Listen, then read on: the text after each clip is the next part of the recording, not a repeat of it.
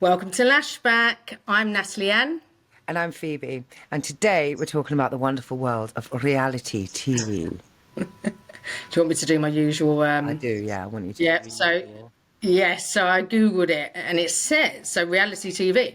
Reality TV can be traced back to the 1950s, which I didn't know, Really? when Candid Camera first hit the airwaves. This show featured hidden camera pranks and was one of the first programs to showcase real people in everyday situations. So I guess that What was is that show in the 80s when we were growing up? Which was Feed like was about. Beatles. Feed was about What anyone about who's. that show? It was fantastic. If anyone's not in the UK, they probably wouldn't know that. But and the rest of the quote is reality television emerged as a distinct genre. So it wasn't known as a genre then, I guess. In the early 1990s, with shows such as The Real World. This is very American. This I quote. remember The Real World. It was on MTV. Yeah, yeah. Yeah. That's what ruined MTV.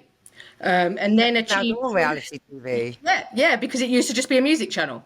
So The Real World, and then achieved prominence in the early 2000s with the success of the series Survivor, All the Idols, and Big Brother, all of which became global franchises.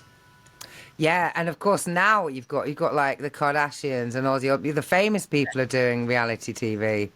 Well, And they weren't before it was famous. normal people doing reality TV become celebrities. Rise of celebrity culture. Yeah, Art is dead. Content is king.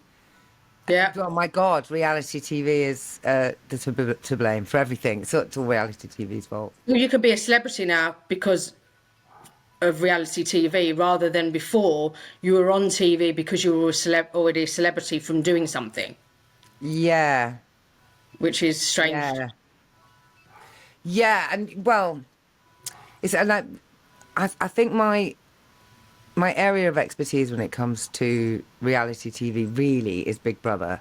Because when that started, I remember The Real World on telly, on MTV, and the cute guy that was in it.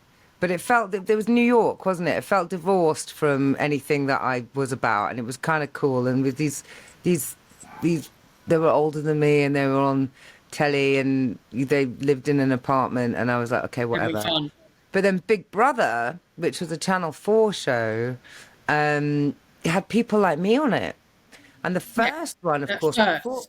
the very first one was really interesting. It was almost like a Remember psychological that? experiment because Yeah, none of the people that were on it knew how famous it would make them. And then, yeah. of course, after that first series' success, everybody applied because they knew it would make him famous. And it shifted the whole thing. And it was so interesting. People with my accent, people my age, in their pajamas, fighting with their housemate, like I was fighting with my housemates, or being annoyed with the way other people use the bathroom or whatever.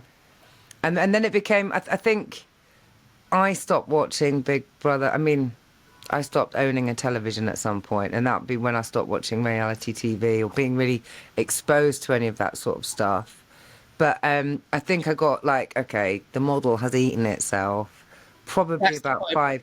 five series in, I think and then you probably got even. Okay, Celebrity Big Brother, and I'm just like, oh, yeah, that whole, yeah. But my point being is that I think that Big Brother did start off as the point was to put in your average Joe normal into the people. house, normal people to see how they interact. So a bit of a psychological experiment. And then they specifically started to try and pick people that would fight and people that were a bit wacky, or even some that probably had some issues that they probably shouldn't have been on the show, in There order was some to create ethical. TV. Yeah. Yeah, some unethical choices there. Whereas to me, and I've said this many times, I would prefer, I think, natural interactions create better TV for me. I can't bear to watch like the housewives of this or that, where they're all grown women are screaming and fighting at each other and bitching and being awful to each other. That makes my stomach turn, and that for me is not something that children should be growing up on. Whereas initial reality Not TV was different. entertainment. It's not Yeah. entertainment. It's not. I get The, you've got to, give some kind of script or theme, but not a script. You can theme things and control them to a certain degree to make sure it's TV. I get that, but because not. one of the things about the first Big Brother, the concept of the thing was they were stuck.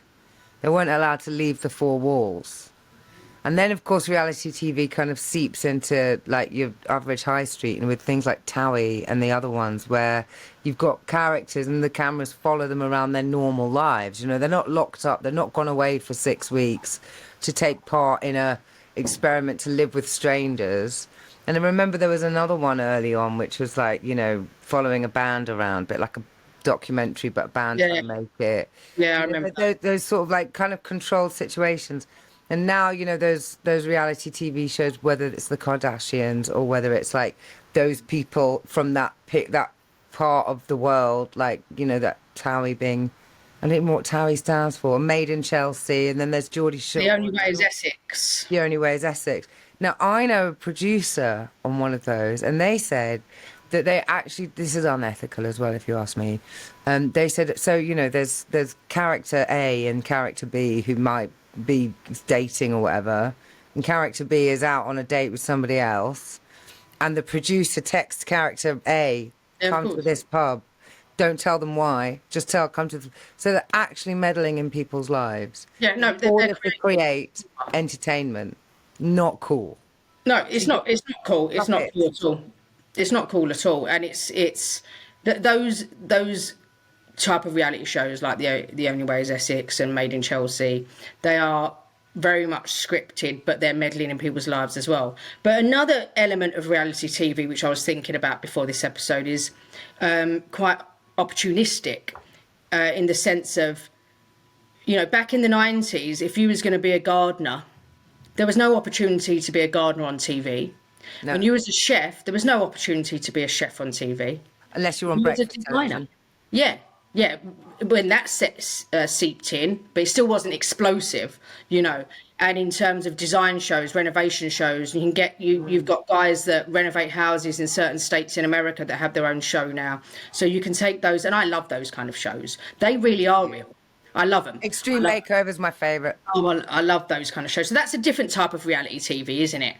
You know, which I think has created opportunity, and I genuinely love those. You know, the Home and Gardens TV channel, HGTV. I love all of those type of channels. So I think they're interesting.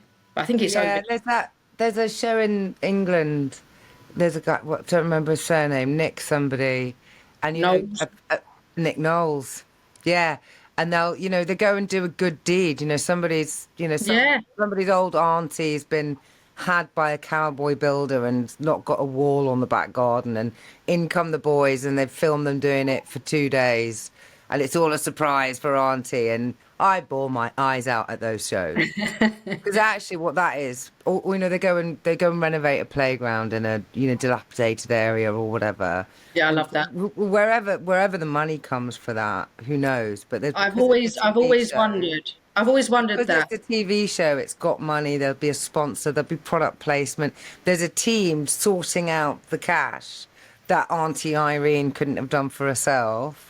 And what you've actually got on your television is not, like you say, people screaming at each other, and like the worst side of humanity, you know, when people are set against each other, and it's just like, let's show the worst side of humanity on the television. What you get with those sorts of shows is the best side of humanity.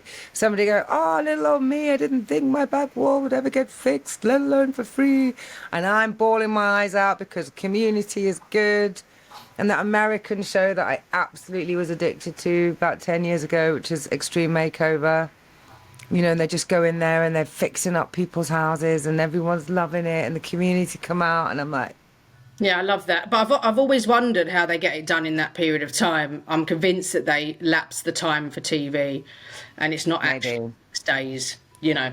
But I think that's a good point, though, to raise about the positives of reality TV or reality shows. And like going to the music shows, for example, Yeah. you know, they started off really quite cool. I think, well, there's pros and cons, and Well, idols and I'll hand over to you in a sec for your opinion on that. But starting off with the pop shows, you know, pop stars and whatever they were called, you Britain's Got pop up, Talent. yeah, all of those things.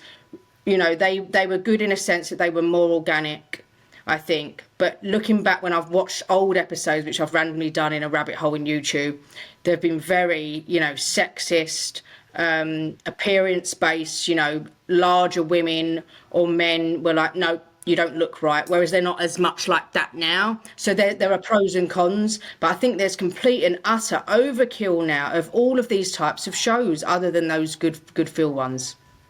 Yeah, where's the art? It's all content. And it makes me sad because those things are exciting. I just think, like when you do something good and then you just, like if you I can't even think of an example. If you make a really good dish in the kitchen and you think, oh, that tasted good, and then you make it every day for 3 months, you've just ruined it. I don't know why we have to take everything to an extreme. I think just leave it where it is and create something new, or don't just think about the money. I think all these shows are thinking about the money, right? I think we live, when it comes to this kind of thing, we're living in a very risk-averse space. I've been saying about Hollywood for years, it's the age of the remake. I mean, when anyone want to put a couple of million behind a new script, or you're just going to remake that popular thing from the 80s? And I kind of get it in film because they've got so much better technology now when it comes to CGI than like Disney just releasing Cinderella, but this time it's not a cartoon, and I'm like, well, I can see how they want to do that because they've got so much more to work with now than they did when they first did it. But at the same time, can we have some new stories, some new art? And it's almost the same with music as well, like people releasing covers. And again, here's a format in a TV show that works. Let's take that because it works, and we won't lose our money, and we'll replicate it, rather than taking a risk on some new idea or some new being creative. an entrepreneur, which was last week, yeah. But I think that we need to have an episode on movies, by the way. I've already made a note of that, which I haven't spoken to you about yet. But I actually went on a movie binge the last couple of days because I've been nursing my puppy. And I've realised that all the movies I've watched are 1987 or 1988. I've watched Baby Boom, I've watched Dirty Dancing, I've watched all sorts of movies. And then I watched Lost Boys, and then saw there was a 2010 version of Lost Boys, not a remake but a follow-up, which was horrific. Do you know, it probably, I was thinking about this, it probably wasn't even bad, but I wasn't going to give it a chance. It was just annoying. It was like almost the same but not the same. They even used some of the same songs and then tried to hip it up with a beat here and there. I thought, either do it or don't, right? Yeah. And it was, if it wasn't called Lost Boys, I might have liked it. I don't know. I'll have to send you what that is, but we have to do one about movies. But I think, just kind of wrapping up this topic, we definitely pride ourselves at Lashback about talking about things that we want to talk about. So we just pick topics that we find they may be serious, they may be fun, and we just want to talk about reality TV because I'm quite sick of it, quite frankly. Yeah. I'll bring back MTV when it was just pure music videos. I mean, come on. Yeah. Why did that stop? That's the real world's fault. Well, it was so popular. Here's a new thing. Let's ride the wave of popularity. And again, it does link to what we were saying last week around entrepreneurial stuff. You're taking a risk, you're seeing a new thing, and you're going for it. Is maybe more entrepreneurial, whether you're doing that as a business owner or whether you're doing that in a sales team in a company. Yeah. That kind of entrepreneurial skill, that kind of, this is an idea, no one else has had this yet, let me take a punt, let's give that a go. And then, actually people are already talking about this, there is a movement happening around it, rather than let's just do what we know works. Or go the opposite of being an entrepreneur and doing what Big Brother did, which is milk it until its absolute last dying drop. It did milk it, didn't it? The celebrity version. And they got into trouble, Big Brother, didn't they? Some ethical things around what they're actually putting people through for they're exploiting people's emotions for the sake of entertainment. And there becomes a real ethical line there. I don't think they had psychologists that did. If they did have a psych evaluation going in, it wasn't a good one.